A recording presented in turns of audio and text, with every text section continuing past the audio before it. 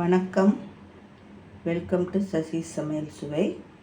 இப்போ நம்ம பார்க்க போகிறது இன்றைக்கி கார்த்திகை. நம்ம இதில் கார்த்திகை பொரி எப்படி பண்ணுறோம் அப்படின்னு பார்க்கலாம். ஓகேங்களா? இதுக்கு நான் வந்துட்டு அவில் எடுத்திருக்கேன், சிகப்பு அவில் எடுத்திருக்கேன். நல்லா ஃப்ளாட்டண்டாக இருக்குது அவில். அப்புறம் பொடியாக இருக்கிற சர்க்கரை. இப்போ நம்ம கஷ்டப்பட்டு இந்த வெல்லம் இது பண்ணி காய்ச்சி அதுலேருந்து மண்ணெல்லாம் எடுத்து பண்ணுவேன். இப்போ பாரிஸ்லலாம் நாட்டு சர்க்கரை கிடைக்கிது பாருங்கள், அதெல்லாம் வாங்கினீங்கன்னா ஒன்றுமே இருக்காது, நீட்டாக க்ளீனாக இருக்கும். ஸோ அதை எடுத்துக்கோங்க. தேங்காவை இந்த மாதிரி பொடி பொடியாக நறுக்கிக்கோங்க. அப்புறம் ஒரு ஸ்பூன் பொட்டுக்கடலை எடுத்துக்கோங்க. ஏலக்காய் பொடிச்சு வச்சுக்கோங்க. நெய் தேவையான அளவு எடுத்துக்கலாம். இப்போ இதை எப்படி பண்ணலான்னு பார்க்கலாம். இப்போ கடாயை வச்சுருங்க, அது சூடாகட்டும்.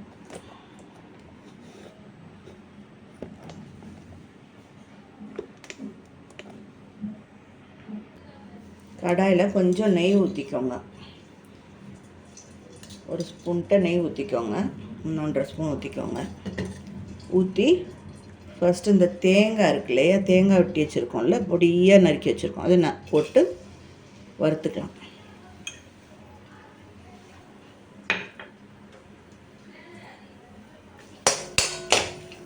இது நல்லா அப்படி வறுத்து எடுத்துக்கோங்க, பொரிஞ்சிடட்டும் தேங்காய். தேங்காய் அந்த மாதிரி பொரிஞ்சிருச்சுன்னா, ஆக்சுவலி எல்லோரும் நீங்கள் பார்த்துருப்பீங்க, இந்த பொரின்னு கடையில் வாங்கி பண்ணுவாங்க. இங்கே சென்னையில் கிடைக்கிற பொரி அந்த கிறிஸ்பாகவே இருக்காது, ஒரு புஸ்கு புஸ்குன்னு இருக்கும்.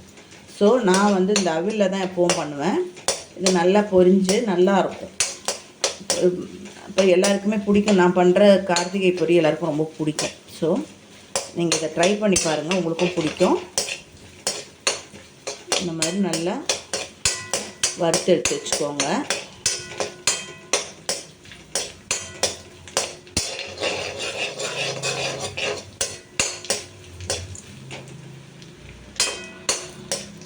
அப்போ நம்ம அதை சாப்பிடும்போது நல்லா அந்த கடிக்கும்போது க்ரன்ச்சியாக இருக்கும். நல்லா நெய்யில் பொரிஞ்ச டேஸ்ட்டும் சூப்பராக இருக்கும்.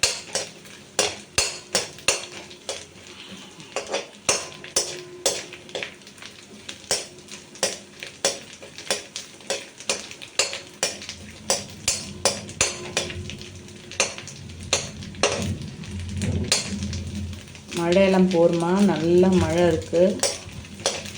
எப்படி உங்கள் ஏரியாலலாம் எப்படி இருக்குது மழை? இடி இடிக்குது நல்லா.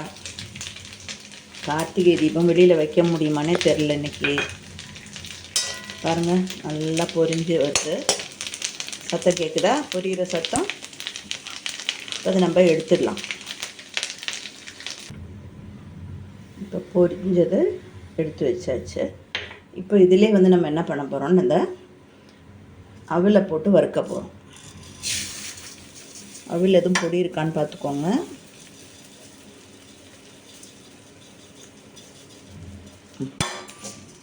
போட்டு நல்லா வறுத்துடலாம்.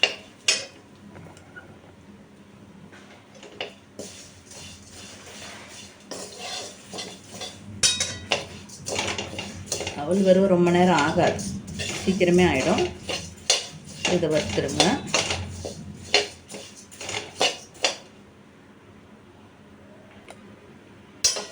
இது என் பொண்ணுங்களோட ஃபேவரட்டான ஒரு இந்த பிரசாதம். நம்ம சாமிக்கு வைக்கிறோம். யாருக்கு சாப்பிட்றோம்? நம்ம பிள்ளைங்க தானே சாப்பிட்றோம், நம்ம தானே சாப்பிட்றோம். ஃபேவரட்டான ஒரு ஸ்நாக் இது என் பொண்ணுங்களுக்கு. இப்போ அவில் பொரிஞ்சிருச்சான்னு பார்க்கணும். அப்படி எடுத்துகிட்டு இப்படி பண்ணிங்கனாலே உடஞ்சி விழும். அப்போ நம்ம அது மாதிரி இருந்துச்சுன்னா எடுத்து வச்சுக்கலாம், இல்லாட்டி ரொம்ப கரிஞ்சு போயிடும். ஸோ ஏதாவது இம்ப்யூரிட்டிஸ் எதுவும் இருந்ததுன்னா பார்த்து எடுத்துருங்க. எடுத்துகிட்டு இதை ஒரு பாத்திரத்தில் போட்டு வச்சுக்கோங்க. இப்போது இந்த கடாயில் இந்த வெல்லத்தை கொட்டிக்கோங்க.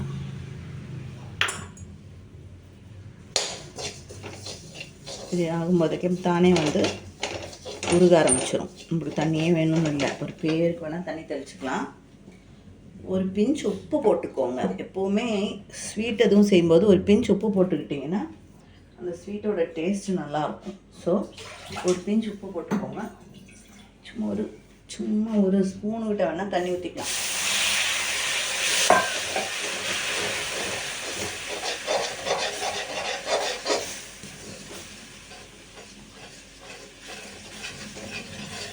கொஞ்சம் கூட வெல்லம் போட்டுக்கலாம்னு நினைக்கிறேன். அவளுக்கு தகுந்த மாதிரி வெல்லம் போடணும் இல்லையா?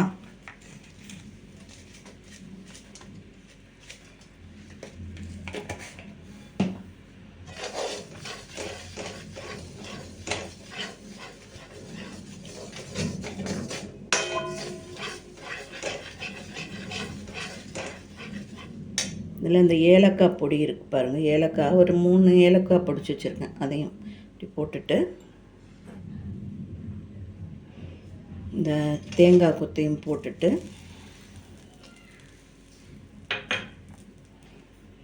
இந்த வறுத்து வச்சுருக்கிற அவிலையும் போட்டலாம்.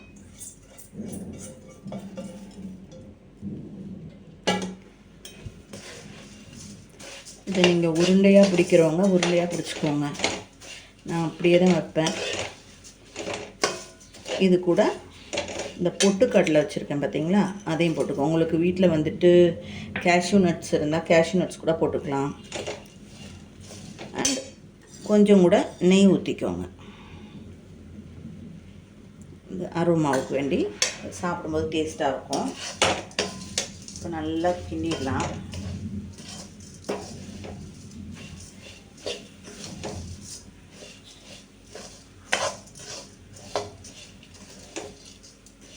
கொஞ்சம் நேரத்தில் கட்டி கட்டி ஆகிடும் இந்த வெள்ளத்தோடதுனால. ஸோ கை சூடு தாங்கி அது உருண்டை பிடிக்கிறவங்க பிடிக்கலாம். எனக்கு அதெல்லாம் தாங்காதுப்பா. நான் இப்படி தான் பண்ணுவேன். இது பண்ணால நல்லாயிருக்கும், சூப்பராக இருக்கும். இப்போ நம்ம வந்து இதை எப்படி சர்வ் பண்ணுறதுன்னு பார்க்கலாம். பாருங்கள், சூப்பராக கார்த்திகை பொரி ரெடி ஆயிடுச்சு. அதே மாதிரி உங்களுக்குலாம் ஒரு டிப்ஸ் சொல்லணும்னு இருந்தேன். இருங்க சொல்கிறேன், 1 மினிட். இந்த டீ வடிகட்டுறதுக்கு பார்த்திங்கன்னா இந்த ஸ்டீலில் வாங்குகிறோம்ல, பிளாஸ்டிக்கில் நம்ம இதை யூஸ் பண்ண முடியாது. நான் சொல்கிற மாதிரி ஒன்லி ஸ்டீலில் கொஞ்ச நாள் நம்மதிக்கும் ஃபில்டரே ஆகாது, அடைச்சிக்கிட்டு நிற்கும். இதை என்ன பண்ணுறது? இதுக்குன்னு புதுசாக வாங்கிட்டே இருந்தால் வேலைக்கு ஆகாது. அதனால் என்ன பண்ணணுன்னா, இதை வந்து நம்ம ஸ்டவ்வை பற்ற வச்சுட்டு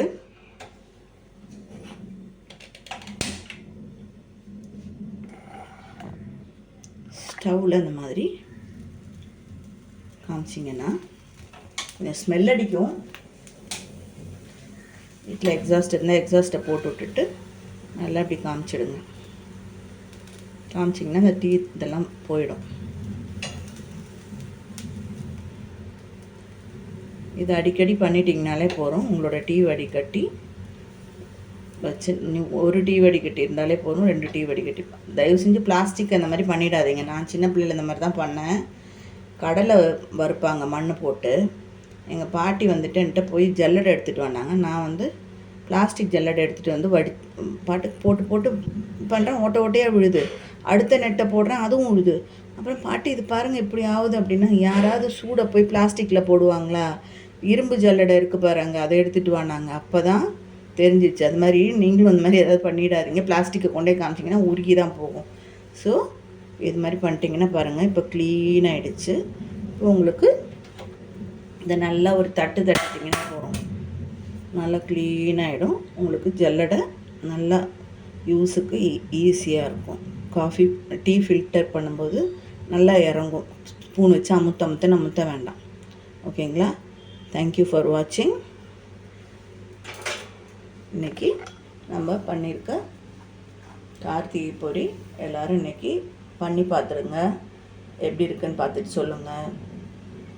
லைக் பண்ணுங்கள், கமெண்ட் பண்ணுங்கள், ஷேர் பண்ணுங்கள். சப்ஸ்கிரைப் பண்ணாதவங்களாம் சப்ஸ்கிரைப் பண்ணுங்கள். தேங்க்யூ ஃபார் வாட்சிங்.